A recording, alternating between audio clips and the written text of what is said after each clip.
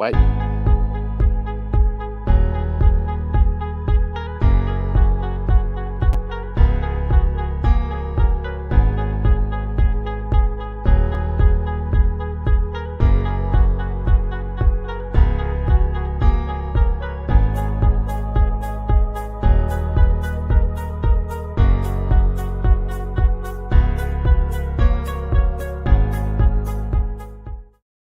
Guys, Ben and welcome back. Manly Seagulls. The SuperCoach Experience podcast is one of the best podcasts going around, boys. Keep doing what you're doing, and yeah, I just want to say, what a podcast. Go the Mighty Eagles. Hey lads, Ewan Aiken here from the New Zealand Warriors. Hope you have a big year with the SuperCoach Experience podcast. Welcome back to the SuperCoach Experience podcast. Bit of technical difficulties there as usual. That's fine. Yes, I'm your host today, Mike. As you saw yesterday, if you were following the page socials, we were rocked by COVID camp. So yeah, Savs is out with COVID. We also have Jake, who's in lockdown. He's COVID free for the time being, but he's in a bit of a lockdown. So it's for a change. We can all get on during the afternoon time, which is handy. Getting a slot in right before work. Jake, how are you, mate? I mean, a rough SuperCoach week. The Sharks getting beat in COVID lockdown, but I guess I'm going all right. And Timmy, how are you, mate? How was your first week? Oh, I'm kind of just recovering, brother. I was pretty down the last few days, man. Jakey knows I was having a bit of a cry to him on bloody Friday night. When I mean having a cry, I was upset. I was very brokenhearted already. I could tell it was not going to work out, and it was a bad week, and everyone seems pretty chill in the community. Everyone's pretty like, well, telling the first week. I'm freaking out. I'm still freaking out. I got a lot of things in my side I don't like. It's not just the score necessarily. I think I made a few questionable decisions. Yeah, I'm sure. How sort of crazy I'm going to go. Yeah, I'm sure like all of us, I think everyone's got a lot of big problems in their side. It was a crazy week.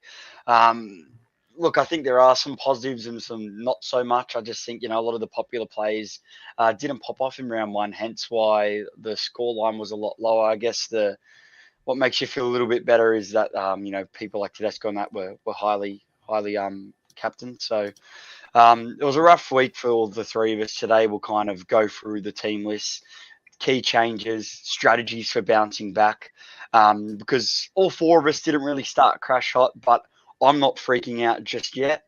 I think there's some positives and negatives to take, but I guess the big question with the three of us will be whether or not we're trading, because one thing I've noticed across the community, you've got half on the board of not making any trades this week and just standing strong, trusting your side, and then you get the other half that are trading to try and either fix problems or to just try and take the risk and get ahead, which can and might not work out. Hey, Ado, how's it going, mate? All right, well, I'll start it off. 902 for me last week with the captain, Teddy. I thought that was a pretty decent score with Teddy. I was relatively happy with that. Some of my key people that I like that I started with, just mentioned below, Tyrell Sloan. I started with him. I spent a bit of money. He scored well. I was expecting him to score well. So I think the next couple of weeks against the tough opponents will tell if I'm happy with that buy. But I'm happy with that. Leilua, I was very, very disappointed in Leilua. Just 80 minutes. His work rate was horrible. And yeah, the Tigers didn't play too bad. Like, they had some really good moments, but he was just shocking, especially SuperCoach wise. Downdated, lost 8 points and only ended up around 29. So not really happy with him. Not really happy with Fanua Blake. I'm sure he'll get better. Sam Walker was horrible. I've got some points to fix up, but this week I'm ready to watch Cameron Munster in action. I've got him now to go into the side. We'll start with you, Timmy. How was your week? I know you said before you were a bit sad and you weren't happy and all that kind of stuff, but what did you score, mate? I got 847. I'm looking at my season rank and it's 66,916th. And, it's a massive reality check and come down from having, seeing myself in number one for many, many weeks, riding it home towards the end. And just looking at that now, it's heartbreaking. But look, it is a marathon, as I said. But I feel like what happened is, the starter said, on your marks, get set, go. Turbo tripped over. He was in the race. And then everyone else just sort of fell over as well. And we all just stumbled. And look, I've got a few grazed knees. My elbows are bleeding a little bit from the fall. But I'm going to keep jogging along and see what happens. It's a long way to go. So, but I don't really like that I've given up a 400-point head start to first place. I don't like that. That's a bit gross. In saying that, first place had something like 6 Penrith players, so he's obviously a Penrith supporter, and I think it's not too bad as bad of a side as people were making out, but you can definitely see that team will go through its struggles. I think there's plenty of ways to catch back up, and I think this week's a bounce back week. I think you really want to capitalise this week, and I'm sure we will. Josh Campen there giving you some sledging, Jake, as per usual, mate. It's a weekly troll from the bloke. He's offered nothing, and he's just trolling me as always. And a good segue over to you, Jake. We relatively all scored similar this week. Yeah, I got 859 again. Captain Teddy Walker was stinky. I forced into a trade this week. Nikorima, who was my pod, is being dropped to the reserves, which I thought heartbreaking stuff, mate. But it doesn't really matter. I had 200k saved up to either bring in Munster or Harry Grant for Nikorima or Dylan Brown, and I guess that decision's been made for me. I think Harry Grant's pretty much a keeper till the end of the year, hooker, unless he gets injured. I'm happy to make that trade.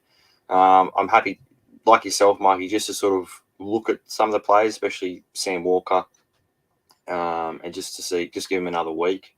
I don't think it's very intelligent to be rushing in and just punting all these players in round one. After round one, all teams are still getting familiar with their links and that sort of stuff. So, to offer any advice, stick strong. You're potentially going to have 3 trades next week if you're using it in a boost. So unless you got your team horribly wrong and you need to make 6 changes, then just be holding out and just trading the injured players or maybe one cheapie you might have missed out on. Yeah, 100%, man. I know it's hard not to rage trade. I want to do it with many players. I think in some play, I think you can. But some example, like, your Kiris, your Sam Walkers, we saw a Roosters side that didn't look like the Roosters side we all expected. I'm sure most of us loaded up on Roosters players. I know Tim and myself did. And basically, we want to see him this week. They've got another tough matchup against Manly. I just want to see him score some points and see, example from a Sam Walker perspective. What's he like with Luke Keary? Didn't look like he would have had as many opportunities, but let's see him score some points. Let's see how he goes, kicking some goals, and then I'd like to reassess next week. But he's definitely on the chopping block. There were so many other halfbacks that really performed during the week, so I definitely see either way. I see next week being a super trade week. I definitely see myself using the 3. We're talking about trades. Let's go through trades or not to trades this week. Timmy, we'll go up to you first. Are you holding both your trades, or is there trades you're looking at? What's your plans so far, mate? Well, unfortunately for me, nothing stands out as this is the trade you should do. I've got Russell that is gone down injured, and I think I'll probably need to move him on. Whether I rush to do it this week or just do it next week, I'm not too sure. I'm thinking I might move Targo down to the centers and pick up maybe someone maybe that Nanai guy. I'm not 100% sure. There's nothing I'm in love with. I want to get that Josh King guy as well. I could possibly look at doing that this week for Russell via Jules as well. A part of me is torn. I might do 3. I might do 1. I might do none. I don't know. I can't see me using 2 for some reason. But yeah, look, I'm really disappointed with Sam Walker and Kirio. They did only have, I think less than 40% of the ball. And when they did have the ball, they dropped the ball and they didn't, have any good opportunities to capitalize on really there. So there's not much we could do about it. But just the eye test looked terrible for me. And just compared to some of their competition, especially in the halfback spot, I've got Sam Walker. Obviously we all got in the halfback. It's Keary that's the duel. So yeah, I think Hughes looked great. Moses, I'd be super happy if I had Moses or Hines in my side. I'd be super stoked. But I don't think I can move and rush on these two guys. I think that's a bit of a rookie mistake. I think I've got to give them a go. I mean, Sam Walker could come out and bust 150 the week I sell him. So, but I don't want too many 24s in my score each week from a Sammy Walker. Especially from your gun halfback.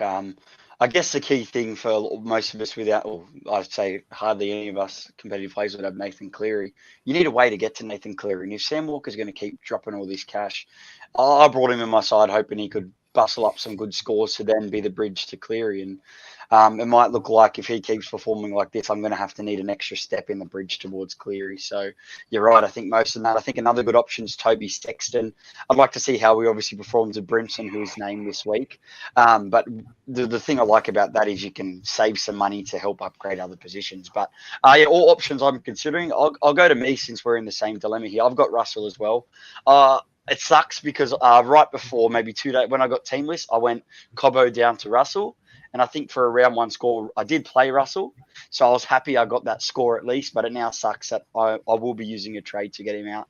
I'm going to use 2 trades. I'm not on, like, I always make my 2 trades round one.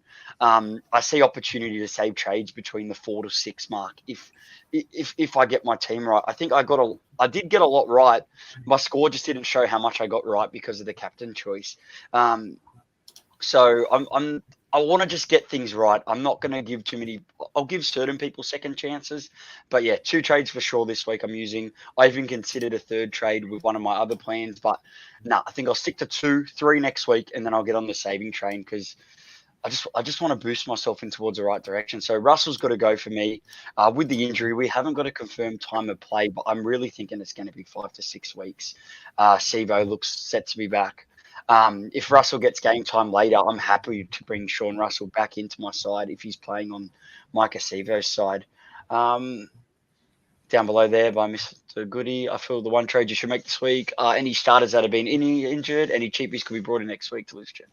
Very good point. But as I just mentioned before, we have now a total of 6 to use. So if I don't make 2 now, I can do I won't be able to do as much stuff next week. If by doing 2 this week, I'm able to potentially grab Harry Grant, fix up my halfback spot, and grab a cheapie in the front row because I really want to offload Momasia. I really didn't like Momasia's minutes, and it's horrible. So I think he's an AE nightmare. You gotta shift him out soon. We'll get back to that question, but I don't mind that. So Sean Russell going to Cobbo. Main reason I'm doing that trade this week and not waiting like you potentially might, Timmy, is because I think he's a great play this week. I think I can get some good points with Cobbo against the Bulldogs. And then if Billy Smith gets a concussion, I don't have good options. I don't want to play Talatau Moan against the Panthers. So I'll bring in Cobbo to strengthen up my 17. And my second trade, bit of a weird one, but I'm getting rid of Leilua. I didn't like what I saw from him. I don't want to give it another week, even against the Knights. See you later, mate. He's going. I'm going down to Liam Martin. I understand that Liam Martin scored 80 with a try, but you take out that try, he scored 50 points. He also got like something like -7 in errors, which is concerning. If you can fix up some of those errors, you're looking more at like a 55-ish score with base.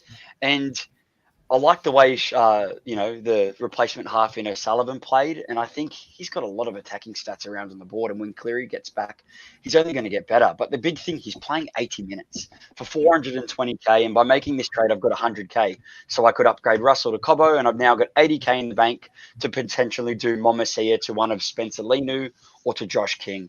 Adokar, Origin player, Cobbo up against. Yeah, that doesn't really bother me. I liked what I saw from Cobbo, and I still think he can get some good points. He scored 43 on the weekend, and he missed out on 2 tries. So yeah, they're the 2 trades. I think I'm pretty locked in with that. I don't think I'll reverse them. I did also kind of look at Kickow and Catewell, but yeah, for me, just based off minutes and that, I really like Martin, and I think next week with all the other problems, a lot of people might struggle to bring him in. So I'll grab him this week and then look at my options next week. Sorry for that long explanation. Jake, what are you looking at this week, mate?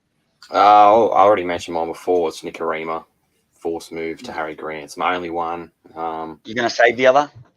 Yeah, I've saved the other one. I don't have to, I guess, make any. I've only lost Schneider and Valea from the Warriors. Viliami Valea.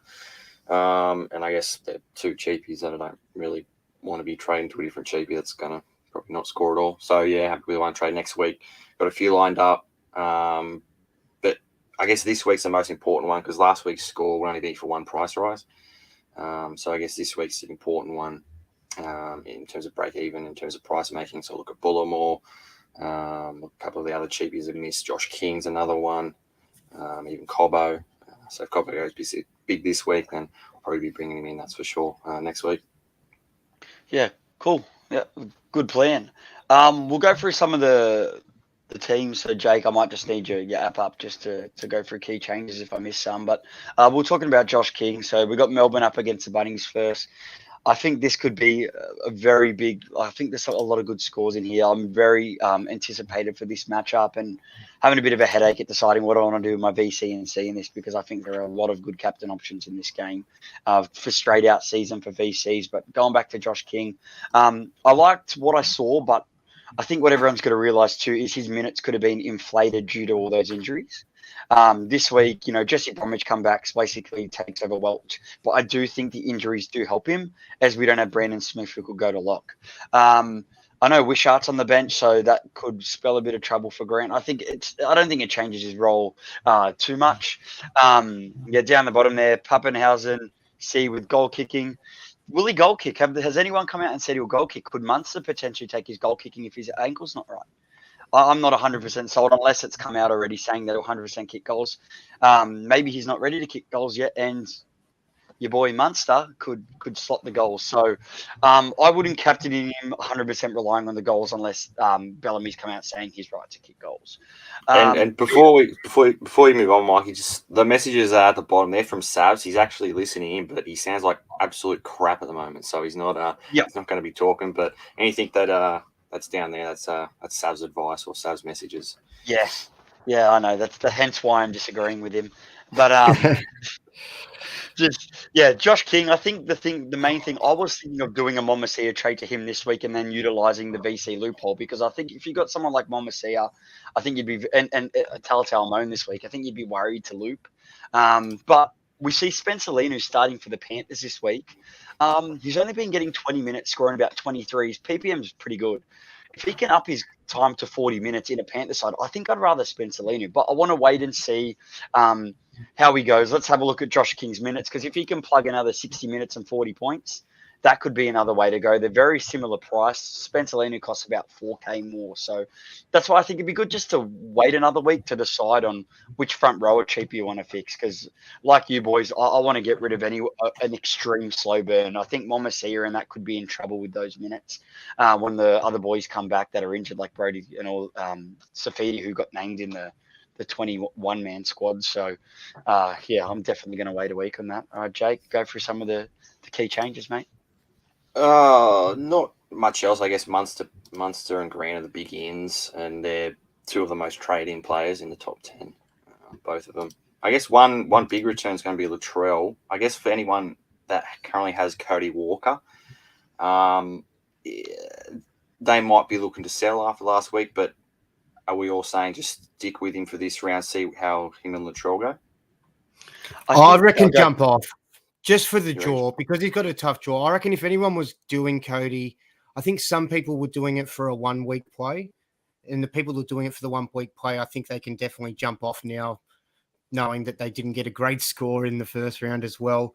I just think that, that's where I really think that he's going to struggle the next 3 rounds. I can't see him getting over a 50 or 60 in any of the next 3 rounds and more likely towards the sub 40s. So I'd probably jump off and then he'll probably become pretty juicy and drop in price, when the draw comes a bit easier.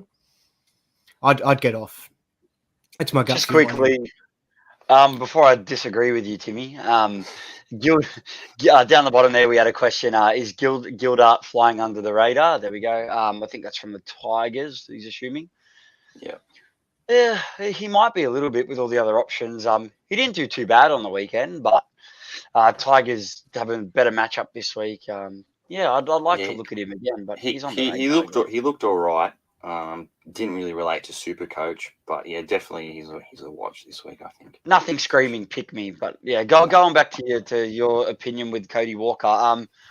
I wouldn't do it this week. I believe if you've bought, you could say the same about Lucy with me, but Cody Walker, we know what he's like. We know how good he is at SuperCoach and in real NRL.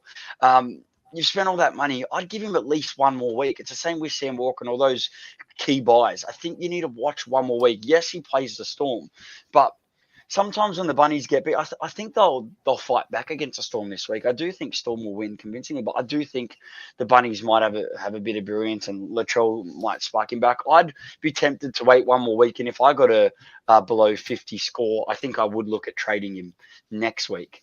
Obviously, if you're planning to save both your trade this week, that could put you in a bit of a tight spot. It's why I like to I think early trading is necessary if you don't think you've got your team right. I know it's only a 1 week sample, but sometimes I think you can make your decisions off a 1 week sample. It sometimes backfires, but this is all part of the fun of SuperCoach. It's taking the risks that some others might not. But yeah, I understand where you're coming from, Timmy. He didn't look good at all.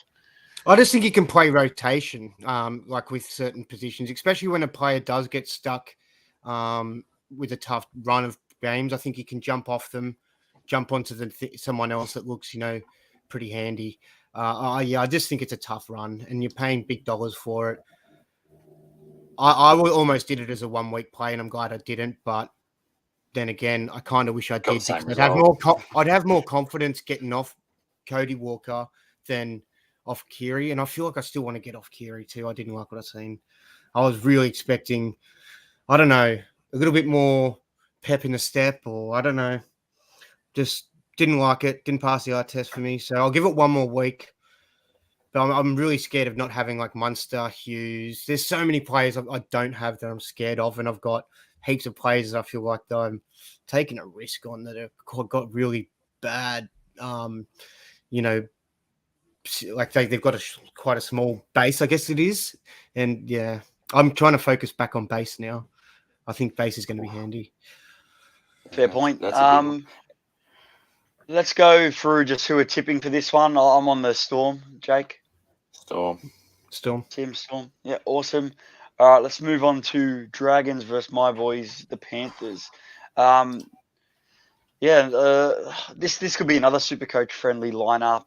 I expect Dragons to fight here. I did like what I saw from the Dragons. I think this will be a closer contest than you think, but if Penrith can replicate how they played against Manly, it's going to be a tough job for the Dragons. They were outstanding. They surprised me. I wasn't expecting that without Cleary. And a lot of SuperCoach relevant plays from the Panthers. I only started with Tago, like I'm sure a lot of others will. Kickout was phenomenal in SuperCoach. His minutes are still the same as last year, but I just liked how more involved he was. He had a little less errors in his game, and he just seemed a bit more consistent. It's only one game. I'm sure you, Timmy, have a close eye on Kickout. You did praise to his shrine all last year, and I'm sure that you can't not be looking at him. Yeah, look, it hurt seeing him do great and not having him, but the thing is, yeah, it is that 55 minutes. It's a bit awkward. Is he going to do it every game? There was a try assist and a line break assist in there. I think about 4 offloads as well. So if you take those away, I think you're going to be expecting more of those 40s, 50s, which you're not going to be too chuffed about for the price. But I think it'll be hit and miss with Kickout, and a lot of it'll be on matchups as well. But yeah, I'm not going to. I'm not overly juiced by it. I know originally you were pretty keen on it, and as soon as you got keen on it, I was like, well, if he's getting him, I've got to get him. I can't have someone else's experience having Kickout. He's my boy, I was so close to getting him this week, and the only reason I didn't was the 100K I could save on Liam Martin. And I think, I'm going to have a lot more chances in 80 minutes. But the thing that I do think Kickout will score well for this opening period and could get you to a nice little start personally, the lineup for Penrith are pretty favourable. He's good he scores a lot of tries against the weaker edges, and you got Dragons, you got Knights next week, who I know are outstanding, but I would like to see them replicate that. I still think there's points there. Then round 4, you've got the Bunnies, which Penrith are playing at home, and then I think after that it might be the Bulldogs. So these are all which I think he's going to have a stellar performance against his new club. So I do see some points, and I think Kickout can replicate the 70-plus scores for that period.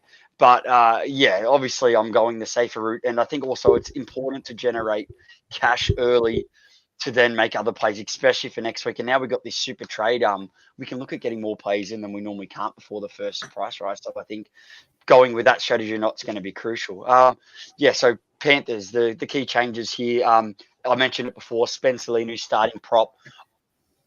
Look, I'm not ruling it out. They could switch Eisenhoop to start prop before, because they always even last. I thought Spencer's game time would increase, especially with the bench. Like, they had Kenny and Salmon. I knew Salmon was going to play on the edge basically just because of that's what they did in the trials. But I want to see Ivan increase his minutes, and then I'll look and I'll be keen, because he was outstanding in that 20-minute stint he played.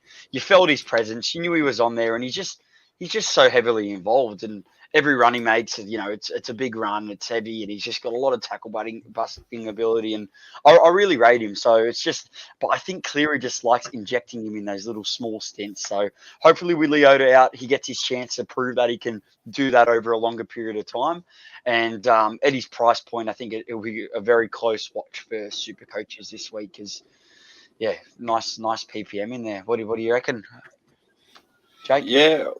Yeah, I mean, he's definitely a watch. I think last year's burning is kind of, everyone's just scared to go on him again, because he can easily just play the first 20 minutes and not come back.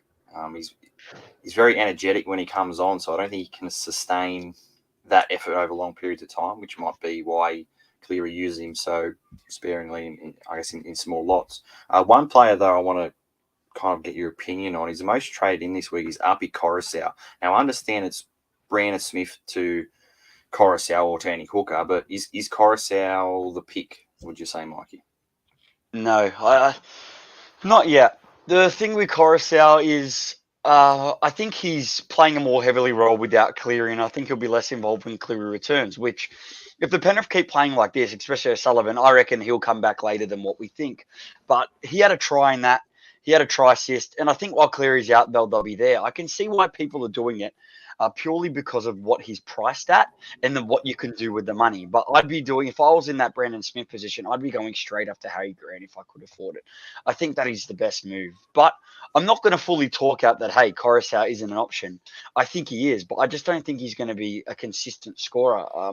Can't really talk. I was very not happy with Reid Marnie, and I guess I'd be a lot more happy having Coruscant over him. But it's not something I'd do. I think let's have a look again this week, but expect his role to change. Mikey loves Penrith so much, he'll try to convince us Staines is why soon. No. Mikey wants Staines gone out of the Penrith side. I love Penrith so much, but I never let it control my Supercoach team, hence with only starting with Tago. But when I know there's a potential good buy, I'm going to take it. Respect to Stainsy boy. He's eating some tough meats over the he's gained some protein shakes or something. Yeah, he wasn't getting dragged back no more. He's running through and pushing through the line. I love to see it. He was good. He was better. Like, he's not better for Supercoach. Oh, sorry, boys. I keep getting interference calls. Cat. Yeah, I'm getting interference calls. Tim, what's your opinions on Coruscant? Is the hype in? Yeah, no, I wouldn't do it. I think he'll be going back to more just the 40s and sort of stuff. If you're happy with that, that's fine. But he's not going to be getting those sorts of scores most weeks. Yeah, I wouldn't do it. I reckon you can get that sort of score out of Harry with less stress. Just easier. But I've got Reid Marnie, and I wish I had been patient for Harry and just started with Harry. I wish I had just started with Munster as well, especially now with how bad the week was. It would have paid off to just sort of been really patient. I guess we'll go across the Dragons now. One of your big decisions, Mikey, was to start with Tyrell Sloan, and I think it was a great one. He looked fantastic. Is he, I guess, probably not this week, but a potential buy next week if he he looked busy, not necessarily in SuperCoach in terms of runs, but he was getting his hands on the ball 3-4 times a set, which is sort of what you want out of a fullback. Look, a fullback available at centre wing, I had to start with one. He was outstanding, and I liked what I saw from the trials, and it's hence why I started with him, why I wanted to spend that money on that position. I'm worried with some of the tougher matchups. That's what scared a lot of people off, but I was happy to take the risk, and I'm glad that one worked out. But this is where he's tested. If he can, conjure up anything above 40, I'd be happy with against the Panthers side. I think he'll cause a bit of trouble against that Panthers side. Like, he's young. I like the way he was moving, but I think the concerning thing from a SuperCoach perspective was he didn't have too many straight up runs. So I think when the attacking stats aren't there, I think I can expect a 20 from him, which is what I'm going to have to bite. But I think he's going to be one of those guys against the weaker oppositions. He can ton up pretty easily. So I definitely think he should be on your watch list. There was a lot of impressive people from the Dragons. Rabbitohs, top scorer this week. Anyone interested? Look, I think he can score a lot of tries this year, but it's just I'm not going to spend that money on someone like him. I prefer to take Lomax at that price. And he also loves the suspension as well, Rabbitohs. Just charge out line, take someone's head off. So there is that. I mean, that cost him a lot last year. He missed out on so many games where he could have easily scored so many more tries. But yeah, Lomax was another one I was really impressed with. He spent 15 minutes off the field with HIA and still scored 70. With just a try assist and a couple of goals. He looked good. Jack Burr was good if you want an Aitken alternative, but I guess it's too late to sort of make that decision now. If you've already got one, it's a bit silly to, I guess, waste a trade on that. Yeah, Tim, anyone else from the Dragons that's on your watch list, mate, that you're looking at?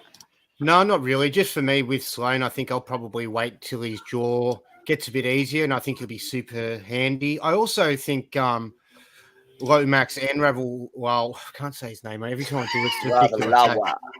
McKaylee. I'll call him McKaylee. So every time, so Lomax and McKaylee, I think would be fantastic. You do get some average scores from McKaylee, but he could be great. Outside Lomax with Sloan out the back there, I think that right side could be really potent if they can all stay healthy. So we'll just have to wait and see. I wouldn't rush to get McKaylee Rava yet until we see a bit more consistency. But I think he could be a great option for SuperCoach this year at some point. Yeah, particularly I think he's a very good draft option for draft. I think I'd target him straight this week. I went straight for him in the waiver wire. But yeah, I guess he'll be on the watch list. I think he'll score a lot of tries for Dragons. Yeah, let's go quickly. Who are we tipping in this one? Is anyone tipping against the Panthers? No, Panthers. No. Panthers. Awesome. Yeah, next game. I've only got half an hour left, so if I can't finish a podcast off, I'm going to have to hand it to these two. Roosters, Manly. The battle for the last place at the moment, 15th versus 16th. Roosters versus Manly. Look, I'm expecting both these guys to bounce back this week. Very shocked performance from both sides, and they will be hungry this week. There's a lot of SuperCoach options in both sides that we're looking at. The Roosters, was there many changes in the Roosters? I'm reading it now, but I guess Billy Smith spins out with that head knock, and Kevin Naguama's the 18th man, so I assume he'll jump into that side with the injury. We mentioned it at the start of the podcast. If you missed the start, Sam Walker, Keary, Tedesco. Let's not panic. Let's all take another look. Tedesco's going to come good. He will. It's Tom. It's Teddy. He'll come good. Tom versus Teddy. It's normally a big showdown, so it'll be good to see how both of these guys go. While we're on the Roosters, is there anyone in the Rooster? Oh, Angus Crichton switched sides, didn't he, boys? Don't like. Yeah, he went to the right, and Satili's on the left. Yeah. Is anyone I don't like very his cut his hair either. Yeah. Looks a different man. Doesn't look. But yeah, he's still got 66. Happy with that. He didn't even look busy, so it's good. No, yeah. Top scorer for the Roosters, and we know that he's the kind of guy when they score a lot of points, he normally gets a ton because he's always involved. I don't have him right now. I'm hoping he can just average around the 60 mark for now, so he can drop a bit for me to grab him. But that's not very nice. I have him. Do you have him? I have him. Yes. Yeah, that's not very nice. You to wish that. Yeah, I'm being selfish. Yes. Hey, 65 is not too bad for you boys, and then I can grab him. But you're looking at this one. I just like Bruce. I'd like this to be a high-scoring game, just so I can get a bit of gauge. I don't want to have Roosters have another kind of game, and then I get off these Roosters plays, and then they just go, which is going to happen. So wait and see. Connor Watson, anybody? Anyone like what they saw from Connor Watson? Sam Verrill's out for a bit longer. Not well enough, in my opinion. He got spelled a bit as well for Drew Hutchinson, and I don't know. To me, I think you're better off going up. Coruscant, who's probably going to offer the same thing, and he's more secure than Connor Watson as well, long term. So yeah, for me, don't see any hype around Connor Watson. Not for me either. Yeah, too easy. Let's switch over to Manly. Cooler drops off the bench for those that were game enough to start with him. But I'm pretty sure our boy Sabs, our editor today, I'm pretty sure he might have got him in his side. But yeah, look, that was a risk. I guess him being plotted on the bench might be good for the sense that, that if there was an injury in that back line, he's probably the first to get a call up in that 2 to 5. But that's hence just more reason to grab him later when he comes in. From this one, yeah, Tom, I thought he was shut out perfectly against the Panthers, and he still managed 60 to 70. So I wouldn't be for that price point. That would be the only concern. But yeah, he's going to unleash soon, and you've got that juicy matchup next week. Hey, if the Roosters play like they did against the Knights again, you might have a juicy matchup this week. From here, Bullemore was great. I'm not going to play Bullemore this week. I don't know if I'd be looking into buy. Just wait another week, see if we get some more mail when Schuster's going to return. But the fact that Ola Kalatu's back and he started and played the 80 and was started over Lawden, who spelled into hooker. There was a few head knocks and stuff, so we didn't get a full gauge whether or not he was 100% going to play 80, but to me it did look like he was going to play the 80 either way. So not bad. 40 without that try. He didn't get a line break in that try. It was off a kick. Oh, no, it was off Tommy, but the line was already broken. Yeah, the line was already broken. So, if you had to play him in your front row, fair enough. But for me this week, I'm opting to play. I prefer to play Tuolangi over him this week. So I'll go with that option. Anyone in Manly that you're keen on, Timmy or Jake? No, not for me, not really. No. From that first game, there wasn't much exciting me yet. We'll do a quick move on then. Who are we tipping in this? I think. I'm gonna tip Roosters for a bounce back, but honestly, when I look to bets this week, I think I will favour Manly at that $2 price range. I think you can go either way, but I'm gonna back Roosters for now. Jake? Yeah, I'm going Roosters as well. I think Robbo will have them bouncing back from that poor performance last week. And Timmy? Yeah, I'm going to go Roosters as well. I just think Manly lost their first 5 last year, and they did it with didn't have Tommy, but they might have Tommy now. But I think that they might be just more complacent to lose at the start and come home strong. So I just feel like the Roosters will try, put all their focus on just getting the win this week. However, that may be. Yeah, fair call. All right, let's move on to the Titans and the Warriors. Few changes here for the Warriors, but with the Titans at this stage, Brimson returns. I think that's huge for Sexton owners and potential buyers, just to see how he goes with Brimson in the side. But he had his hands all over the ball, and I really he passed the eye test. If I started with him, I'd be very happy. Fafita and Firma, you can see them coming up on the screen. Fafita got through the 80 minutes, only 60 points. He did make that nice line break there. We know there's some big scores incoming. Would I prefer to start with Crichton over him? Yes, but my main reason for picking Fafita, which I'm sure a lot of others, is insurance, because we just know how big he can go, and I can't afford not to have him in my side. So, yeah, I'm looking at that. And Firma, who I started with, I've got him in my centre wing, 34. He got a try assist taken off him. I thought it was going to get taken off him when I saw it. I thought it could go 50-50, but he's going to rely on attacking stats, and I think they'll come. They do normally score a lot of tries through their middle and their edges, and they didn't against the Eels. Yet again, we saw the same as last year. They can score some points even against some of the better sides. So that's always good from a SuperCoach perspective. The defense is an issue yet again. But as an owner of a few Titans guys, I'm keen to see that. Anyone interested in anyone from their backline? We saw some big games from Phillips, Sami, and Kelly. I know a few of us went for some tight and outside backs last year, and yet again they look like they could be an option. And they're both on my watch list, but I don't know. I don't think I'm looking at emergency pushing the trigger. Tim, what do you think about the back line? Kelly's nice. I think I'm back on the centres as well. The centres I wasn't that interested in last year. I'm kind of back. I think they're kind of handy again. Like it's like got that sort of Targo style where he's really busy having runs and likes to hold the ball and have a run. But yeah, he scores a lot of tries. I like Kelly. Sammy, how long's he going to have that position for? Has he got that for quite a while? He's got that. He's got that for the season, I think. There's Marzi Hughes. What about Thompson? He'll take Marzi's spot. Marzi Hughes' spot. And plus, he was brilliant for the Titans. I thought he played very well on that edge. So looks good. He's another one to keep an eye on. Yeah, another one to keep an eye on for sure. Other than that, let's flick over this to the Warriors, who Jake mentioned earlier. He's been done dirty by the Cody Nikorima. I actually like the Nikorima pod, and Nathan Brown chopped the axe already. We see Jesse Arthurs and Pompey come in for the injured DWZ and Valemi. Highly owned Valemi. It's really sad that we've been burnt by a few cheapies, but we just got to hope that those two don't impress too much. Let's hope that those two Savs, not Montoya. Nah.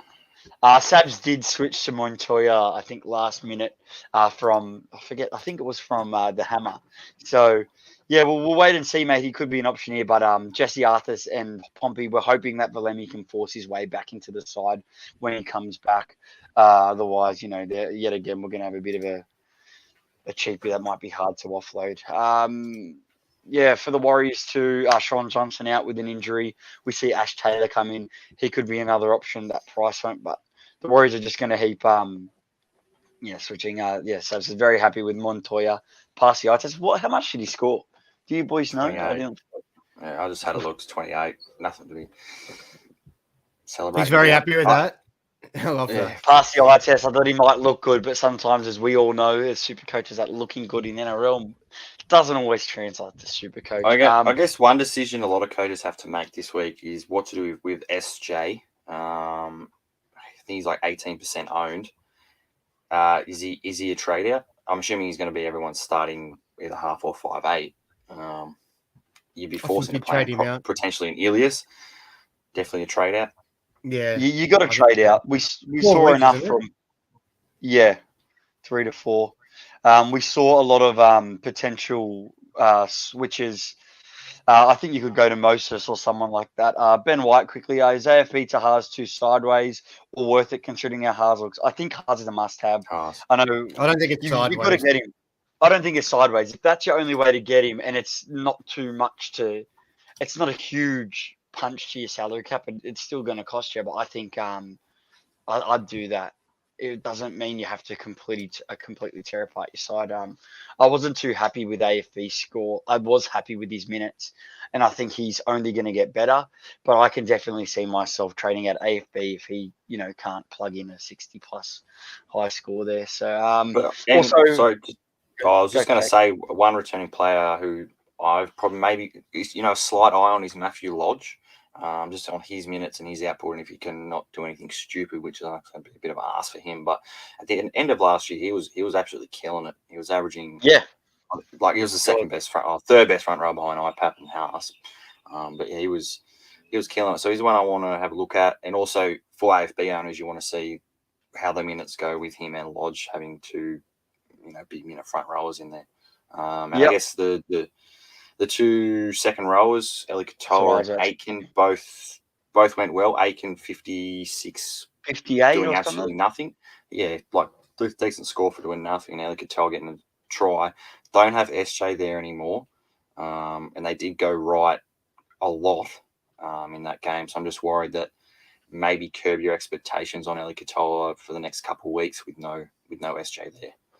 He looked good. I had Katoa in for a good chunk and got rid of him to field AFB to have two good front rowers, and he's still on my radar. We know SJ hurts because And what also scared me was just when Tohu Harris is going to come back, because we keep getting a lot of mixed signals. But I think you'd be happy with both purchases if you started with him. And I think both of them, yeah, they're slightly on my radar.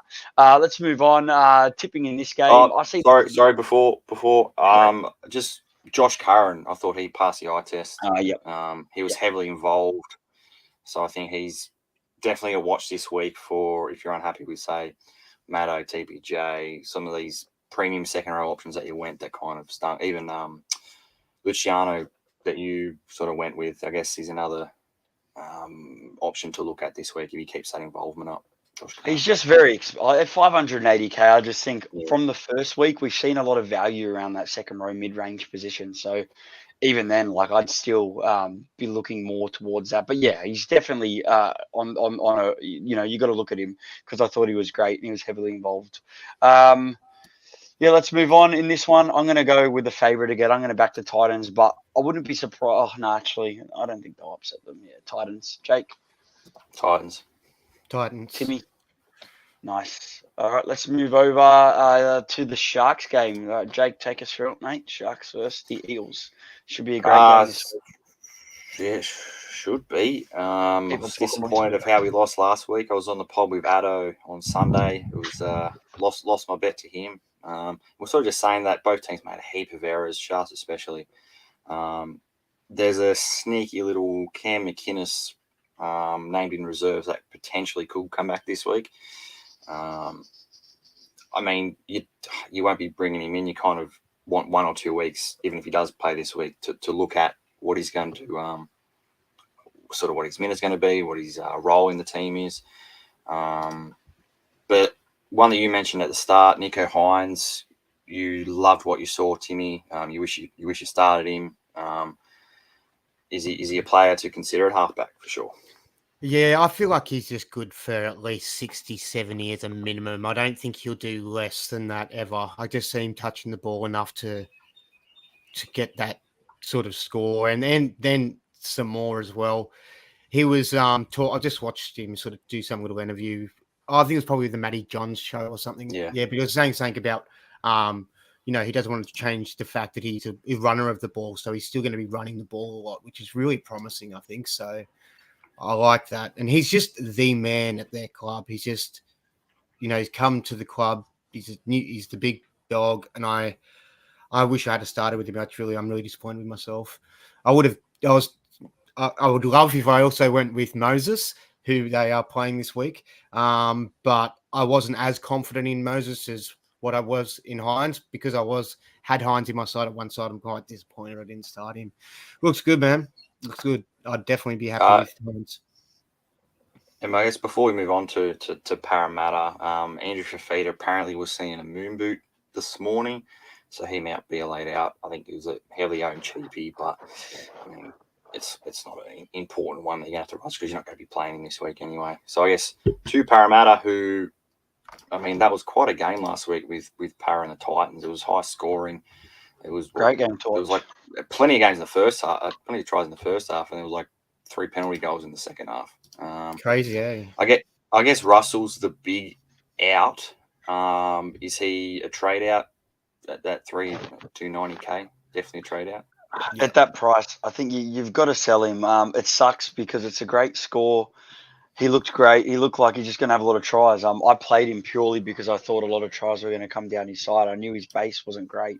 But sell him. There's a lot of other options. Cobbo was good. You could even go to someone like Dom Young. And if you have a bit of money, which I could do, but I'm going to go with Cobbo because I like some of his matchups over the next few weeks. I really like the looks of Tomoko and Peter Hiku. I thought both of them were good, and they're 380 for one, 360 for the other. I could afford one of those buys, but I think it's important to keep a bit of cash for next week where I might want to grab Harry Grant or those other things. But some of those guys, Tomoko's base, I'm sure we haven't got to the Raiders yet, but they're also options you could do with Sean Russell. But yeah, the main reason is there's people like Talatau and Billy Smith who might not play, and a few other ones with crap base that you won't want to play this week. Hence why I'm prioritizing a Russell trade, so I can bring in someone like Cobbo, happily play him, and while trying to get my team right, you've still got to focus on putting on 17 of the best players you can field and scoring points to get your ranking going up. And Panisi looked great. I didn't play Panisi; it was one or the other. But his work rate was awesome, and around 40 points. Panasini. I can say his name. I just can't say Rabbitohs. Yeah, he was awesome. I'll safely play him each week, and there will be some attacking stats for him at some point. You'd like to think, and think about it. If he can do that work rate, a try could push him to a 70 to 80 score line, which is just great. So he'd be someone that I feel like you could safely hold for quite a bit with those. If you can Marnie's score was really concerning. He had the 40-20 in there. Yeah. With that many points scored from Parramatta, that is very concerning. He's on my chopping block. I do think he can bounce back against the Sharks. I think it won't be as high scoring. Especially just, we'll watch and see how Harry Grant goes. If I like his minutes and how Harry Grant goes, even if Marnie produces a 60-70, I probably am going to go up to him next week. I think I want to wait and see. I'm kind of disappointed I didn't straight out start Harry Grant, but I don't disregard my choice there because I had Cameron Munster. I didn't want to have two.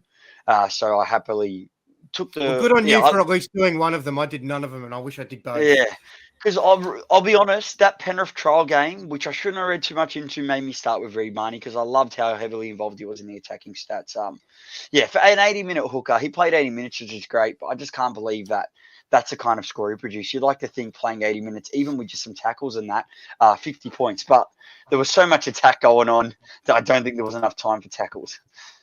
So maybe that's another reason. And just a few other things. Maddo out 2 to 3 weeks. I mean, for those that are starting, it's probably going to be a definite trade out. Sean Lane looked okay. I just standing on the left-hand side of that edge, you're going to fall into points. IPAT played 80 as well.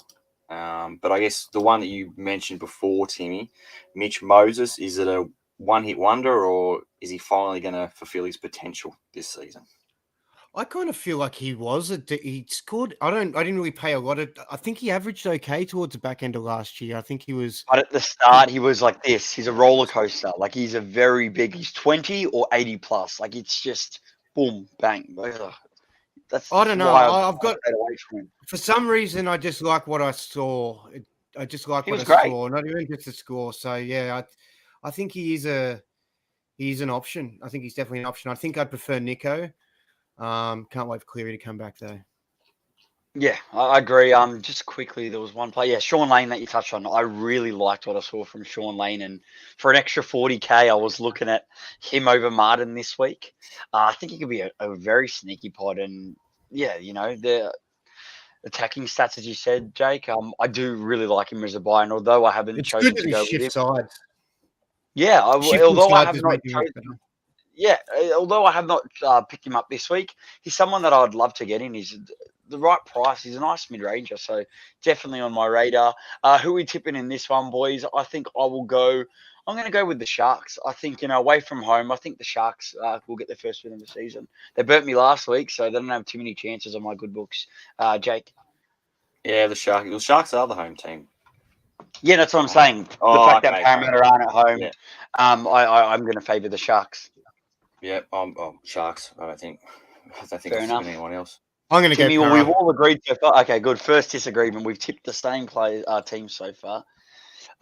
Just quickly, boys, before we move to the 6th game, I'm going to have to duck off in 5 minutes. So before I duck off, I'll go through my captaincy options and my bold predictions, and then I'll hand over to you two boys. So we'll start my captaincy options. I think I'm going to be rogue this week. I don't think it's super rogue, but it is risky. I'm doing it. I'm feeling it. I have to do it. Look, I'm not going to definitely do it. I'm just being like good side Michael, bad side Michael, but I'm leaning towards it, and you'll probably see me go it. I'm going to straight see Munster. I think he's coming back. I like what I saw from the trials. I've got him this week. I've held on. Let's just put all my chips in, and let's go Munster to go.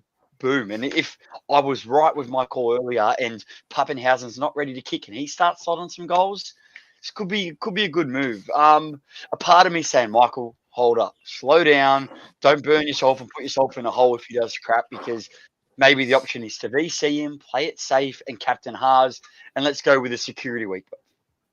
fuck the security week. Sorry for the language. I want to try and get back on the horse. So I think I want to go a bit more rogue. 8% owned. He's being brought in by some, but he's going to be a pod captain this week. And the main reason I don't want to loop him is because I've got Momasia. And if I was to VC Munster, I know what I will do. If I like to loop the score, I will make a bonus trade and I will trade Momasia to one of Spencer Leadham and Josh King, which I would rather wait a week. So I think I'm more so considering the straight C more because I don't want to get stuck with an AE. I think I can expect around a 60 to 70, even if he doesn't have the most amazing game. I think this is regularly last season you say this is a tough matchup, but the Storm have Harry Grant back. They've got Munster back. Like, I think there's some points in this game on offer. So I really do. Even Pappenhausen could be a great straight C option. And VC there, as I said, like, I'm sure that anyone with Storm players, a captaincy ban will be on a Storm player this week, whether or not it's your VC or your C. Just quickly, do any of you think that is a good option? Do you think I'm being too crazy here? Tim? I don't know. Yeah, I don't mind it. I think it's a really tough week to pick a captain. It's really awkward with the lineup of everything. Yeah, I don't mind it, man. I don't love it. But then again, who knows what's going on? It's a tough, weird year so far. Mate, I think trust your gut. I think if you want to do something weird or a bit out there, do it in the second round. Do it early rather than at the back end. So, because if it doesn't work out, I can catch up. I'm just obviously hoping with this move, I don't. There's not a huge Tedesco resurgence or a massive Tom score. I think Tedesco would be my main worry. If he comes out and bangs out a 150 and I get a 70 or a 60 from Munster, that could hurt me. I think a lot of coaches will be burned by Tedesco, but I also was considering let's captain Teddy again for the bounce back. But I think I'd just rather Munster. I think he's going to have a career year, and I did tip Cleary to be the Dally M for this year. But if I had to pick a second, it would be Munster. I know the Storm have some injuries this week, but it's a Storm. And the key thing too, which favours it, they're back at Amy Park. They're in Melbourne. I'm pretty sure they missed a lot of games in Melbourne last year, didn't they? They were away from the competition a lot longer than us Sydney-based teams were. So yeah, it's been like 2 years for them, pretty much. That's another huge thing. Like, these are all the signs that are pointing me towards Munster, and maybe I'm just getting a little bit too. I think he's been the player I'm most excited to own, and I think I just need to go with it, because if I do have him as my VC and he does go big, I've just got to trust myself here. I'm going to lock that in. My bold prediction will feature him, which might not be such a good move because we're not very good at these. Let's not go too rogue, but I'm expecting a 90-plus performance with the straight C there, and I'd be very happy even with just a 90. I'd be very happy with that. I'm also going to go Tyrell Sloan to get a 60-plus against the Panthers, and I will also back my boy Liam Martin, who I'm bringing in to get to impress with another 60-plus performance. I think he can back it up even without some attacking stats. So 60-plus from both Sloan and Martin, and Munster 90-plus. So not super crazy. I didn't do a bold prediction last week, so I reckon they're just predictions. I wouldn't call them bold. So Mikey's made some predictions. Nothing bold there, mate. I think Sloan against the Panthers. Come on, man. If he doesn't get attacking stats, which he might not against them, 20. All right, fine. We'll bump him up. I'll go Sloan and Liam Martin both to 80-plus. Screw you. I'll take them as bold. I'll take that as bold. Okay. All right. And that's me bowing out. I'll hand the reins over to you, very two capable fellas.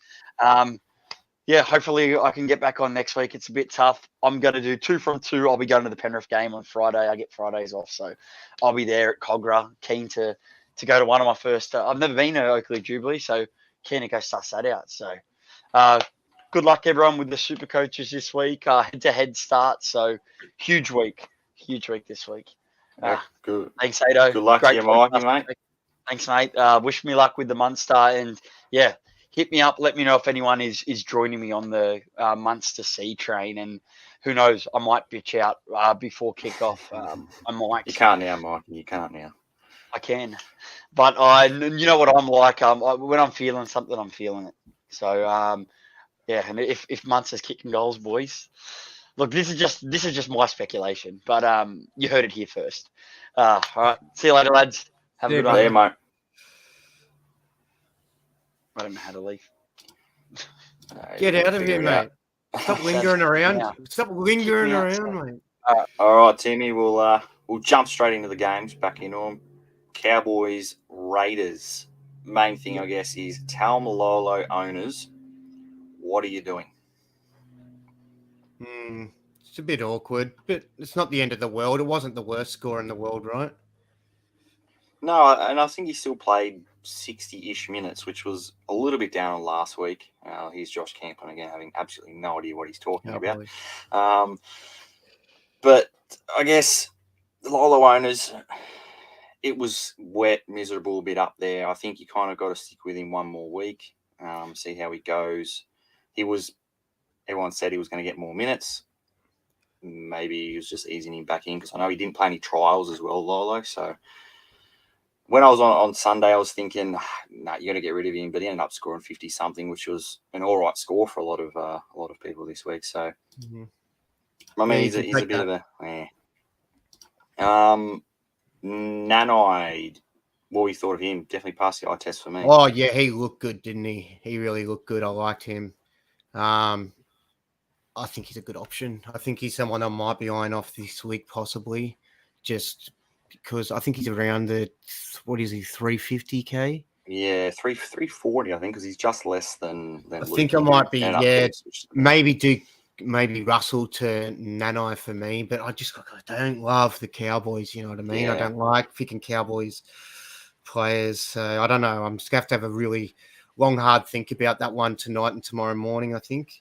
See how it was quite a bludger of a game, and Addo did mention someone in the comments below that I saw. Tom Gilbert came out of nowhere. He ended up playing 70 minutes. He's at the same price range as Nanai. So, I mean, he's got that dual status. There it is. He got that dual status as well. I think he's front row and second row dual. So, I guess he's probably a watch for me. If he continues to get that edge plus middle 70 minutes, then I can definitely see going him at that price range.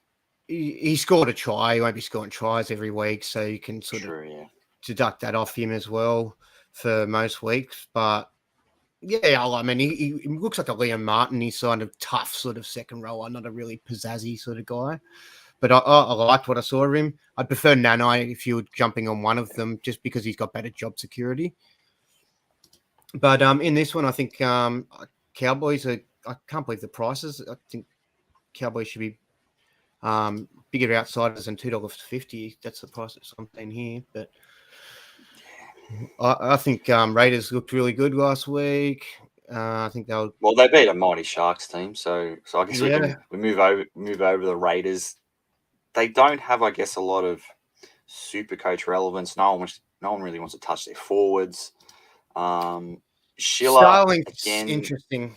Yeah, Starling. What's your thoughts on him? Well, I really would have liked 4, I think. Yeah, I would have liked to have had a bit more time with Starling. I would have liked to have had maybe a 3 to 6 for Hodgson or something like that to jump on him. I think his minutes might be a bit of an issue. Look, I don't know. Look, it's really awkward. You really want to see how long he plays. I'd like to see him play really, really well and to the point where he couldn't be dropped. You know what I mean? And then once he retains that spot and Hodgson's back, maybe jump on him then. And you might end up having to pay a bit of overs for him possibly. But I think I just want to wait and see. I don't want to get too many what could be traps. There's people who's jumping on Jack White, and I'd be hesitant of that. I think he'll probably have another good score this weekend. I think he'll probably score a try as well. So you might expect him to get in the 70s again. But, he's really reliant on scoring that try. And I wouldn't be jumping on White at all. Yeah, he's kind of never really been SuperCoach relevant, has he? He's just kind of scored a try, done nothing, scored a try, never really had a massive consistent bit of form. One person that Mikey did mention before he left was Matt Tomoko. I think Savs had him at the end of last year, and tackle busting machine, high base, gets in defence, attack. So I think he's around the 370-ish mark. So like Mikey, I'm too having a good look at him, see what his involvement is. Anyone else from the Raiders? I know Hudson Young played 80. That was a little tip-off from Savs off some random friend that he had that he was going to play 80. Scored a try. Scored a I try. like Hudson Young. I like him as a footy player. I don't know why he wasn't getting so many minutes and stuff last year, but yeah, I like him. I really think he's a good option. Although he did score that try, I think that he's got a lot of tries in him too. Yeah, you're pretty. Mark, I think you might be right there, mate. Who knows what Todd Payton's going to do with the good old switch up, just like your name. But yeah, I can't really trust the Cowboys, can you? Who are we tipping in this game, Timmy? Raiders. Yeah, the Cowboys, they looked awful last week against an equally awful Bulldogs team. So I think Campo's going to be wrong with his prediction that he mentioned earlier. On to Sunday's games. The Knights and the Tigers. The Knights, I mean, they surprised everyone. They kind of ruined everyone's start. They ruined everyone's SuperCoach round one pretty much because everyone stacked them with Roosters. Well, what, I guess, stood out for you with the Knights last week and what sort of players? Oh, well, Gay Guy was, good as always. Had his Queensland jersey on, I think. Yeah, different. Is he going to be always on the right side playing for them? Or was that just it looks like Brabham. No, because Brabham Best has always played left, so Gay Guy's. Yeah, right. Interesting. Yeah, well, he looked good. I wouldn't be rushing to get him, though. Did score, try as well. And I guess you put Dom Young in that same bracket. He's a little bit cheaper, though. But yeah. It's just I thought their halves played really well, especially Clifford. I wouldn't, not SuperCoach relevant for mine, but yeah, he looked really good. He played great, man. So I think I was impressed by him. I really thought they were going to get pumped. I can see him coming out and having another good game and this weekend. I'm pretty confident they'll win this one. What else have you got on him? Frizzell's pretty handy option. Frizzell. We just had a comment in there. Frizzell, he 70 and pretty much just works. So he looked good. Again, another watch. He's got sort of a premium option. So if you've already stacked your forwards with, say, Fafita and Crichton, unless you want to go sort of a little bit down to save some money, I don't really see room fitting him in, but massive pot. It's hard to get him in, isn't it? Yeah. And I guess if you have, say, Momasia or Leo Thompson, what the hell are you doing with them? Because poor Momasia played like 5 minutes and scored 4 points. And like Mikey was saying, going to be an AE nightmare. Not that if you want to loop at this stage of the season, go for it. But he's probably going to lose cash if he stays on the side. I know Daniel Saifidi is named in extended. They'll also get Sawaso Su, I think, back next week or the week after. So he may disappear and sort of save us. But will he be one that we maybe have to get rid of? I think so, yeah. I think we all got that one a bit wrong. I don't think he looks handy. Even if he gets more minutes, I don't really like him. You know what I mean? I just sort of chucked him in. I was excited about his name. I love saying his name. But, yeah, I think if people don't have the Bulldogs King, that I think that one's Max, isn't it? Yeah. Max, that's Max, yeah. Yeah, I think they should. It's almost it's a little bit of a down in price. You save 20K from it. Yeah, so I'd straight do that. Or if you can go up to Josh King or something like that as well. I don't know. Maybe I might even look at doing something like that instead of Russell it's just hard to sell 1-2 cheapies in, you know what I mean, in the same week because funds don't really allow the trades you want to do. So I don't know. Yeah, I think I'd want to get rid of him as well. I'm a bit worried about the AE concern there. And I don't think he looks like the best prospect for us. Mm. But yeah, look, AE's it's not the biggest thing unless you're looping all the time. You know what I mean? As long as you're watching watching beforehand and you know that who's in the lineup, you're probably not going to have to cop an AE anyway. So it's not that much of a panic to rush him out. Across the Tigers, the poor Tigers fans, they thought here's another upset for the round. The Tigers are going to beat the Storm, and then in typical Tigers fashion, they fall out late. Oliver Gilder, it was mentioned before, he passed the eye test, didn't really translate to SuperCoach, so he's a watch for me. But I guess a big one, Kelma Tuolangi, he played 70 minutes. No Luke Garner this week. So he's potentially in for 80 minutes. He looked real good. Talking about eye test, he had the try assist taken off him, so there's a bit how you going with that one. But I mean, at 250k, if you don't have him, be getting him in this week or next week, because I think he's there to stay. Although he has just signed with Manly, so don't really know if that's going to do anything. No, I don't think it will. I don't reckon. I reckon they'll still use him. He's a ripper and tearer. He's good. Popular player Jackson Hastings didn't really do much. He still got 30 something, which was actually good for a halfback 5'8" last week. But do you kind of just keep him in there? It's only 350k. You can't really do much with that. It's just more of a wait and see, hope for some attacking stats. Yeah, if you had him, I'll give it a little bit longer. It's a bit tough unless you didn't have someone like I don't know, like one of the cheapies like Ilias or something, or when Schneider returns, maybe you could downgrade to that. But it'd be hard to go from Hastings to Munster or something like that, I'd imagine, just the price difference. If you could, I'd do it though. Anything else in this game, or who are you tipping? Newcastle. Yeah, I'm going to go Newcastle. I think it'll be a close one. Do you want to? What's the last game? Dogs Broncos. Yeah. Initial thoughts on this one, Timmy? I think Broncos will win this one. I think it'll be Doggies will play well though. You think? Because last week I thought they were ordinary. Yeah, I don't know. I think they'll play a bit better this week. They'll play a bit better. They've got TPJ returning for them, which is handy.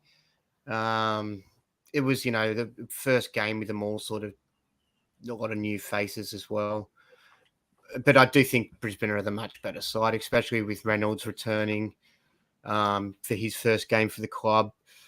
Pretty excited to see if he can open up Stags and Cobbo and rip and tear through those doggies and get us some points there for our Stagsy boy and our Cobbo. Capewell looked good. Oh, what about field goal? That was great, hey. First game at the club too. It's a bit like, what a saving hero.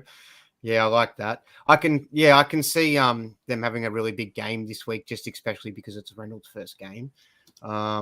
Maybe even pump the doggies, hey. But I think the doggies will play well to some extent, but then I think the shackles will come off, and then the likes of Stags, I'm hoping, will come to the forefront and just start.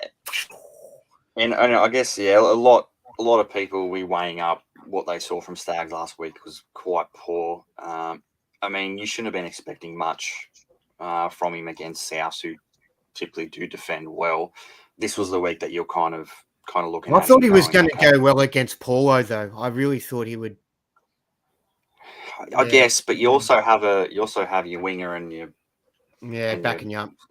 Yeah, so you have a bunch of people, and it's a defensive line as well of how they're set up. But I guess, you can kind of maybe they got Tessie New back as well, who I thought at the end of last year was quite good, especially at kind of linking with the backs. And I think Adam Reynolds, this is the week you kind of want to look at the rest of the Broncos backs, because we know with forwards, if you don't have Haas, you need him at some point. 91 doing just Haas stuff. So if you don't have him, get him in. But I think this is the week for the Broncos backs, in terms of what Reynolds adds to their backline movement. Yeah, it'll be a good assessment. Let's see how it goes. I think Broncos go for this one. Yeah, I think the Broncos. I didn't like what I saw from the Bulldogs against the Cowboys. Both teams were pretty ordinary. But, I mean, like you said, new combinations, so they can only improve from that. That wraps up all the games. Timmy, captains. Are we going the rogue Mikey, or No, I'll be doing a protective, especially with the disappointment of last week's captain scores. I think I want to have 2 bites at the cherry, so I'm going to do a VC and a C, and I think my VC is going to be in the first game, Melbourne, probably Pappy. I don't have Munster or Harry Grant. I don't think I'll be getting them this week. I think I have to give my other guys another run in Kiri and Marnie. But yeah, look, captains, I'm sort of leaning towards maybe Fafita against the Warriors. Or Mikey mentioned Haas as well. I kind of don't mind Haas against the Dogs too, just playing it safe a little bit because it really shook me last week. I think I'd much rather take a definite, even 70 out of Haas than another 30. Yeah. Don't worry, mate. We all felt that one. I'm in the same boat as you. Pappenhausen's probably going to be my vice captain, and I'm leaning towards David Fafita just for his upside. He scored 2 tries, I think, the end of last year against the Warriors in about 30 minutes after coming off the bench. So, right, Warriors, a lot of injuries, a lot of movement. So, yeah, that's what sort of drawn me to the Fafita as well. Just the amount of different shifting that they've got going on, just with the 2 halves. Then you've also got the Pompey and the centers and halves as well. Yeah. So I think that could be a good thing for Fafita. I'll start off with with my bold predictions. You can have a think about what your ones are. Yep. Mine's going to link with my vice captain. I reckon Pappenhausen and Dave Fafita are both going to score tons. So yeah, I'm locked into those. Last week mine weren't even close, so hopefully this week I can get some of them right. What about yourself? Geez, bold predictions are tough ones. I feel like I still haven't really got a good read on anything, unless last week is what we're going to go off for the rest of the year. But I'm just going to say my bold prediction will be a weird one, which is going to be a ref to get a falcon.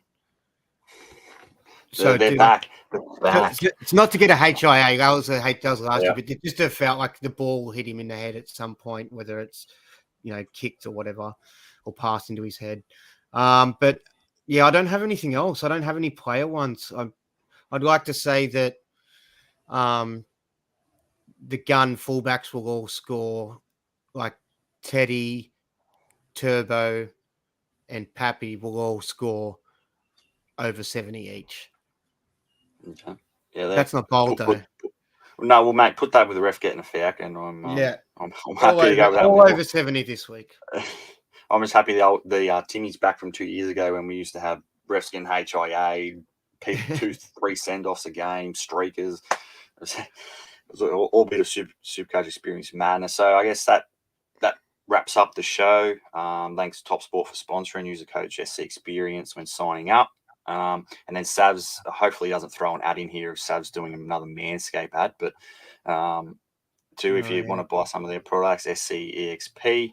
And I guess good luck everyone with Supercoach. Hopefully all of us have a better round than last week and we're not crying on bloody Friday. We can only hope. So good luck everyone. Thanks for listening. Well, before we go, Cobbo to play fullback. How about that, Paul Bridge and Timmy? That fell through. Yeah. I own that. Carl Stefanovic. All right. Thanks, everyone. Thanks, Timmy. Thanks, Mikey, earlier. Thanks, Sav, for running the show down the bottom and all the comments. Good luck, Supercoaching this week. Peace out.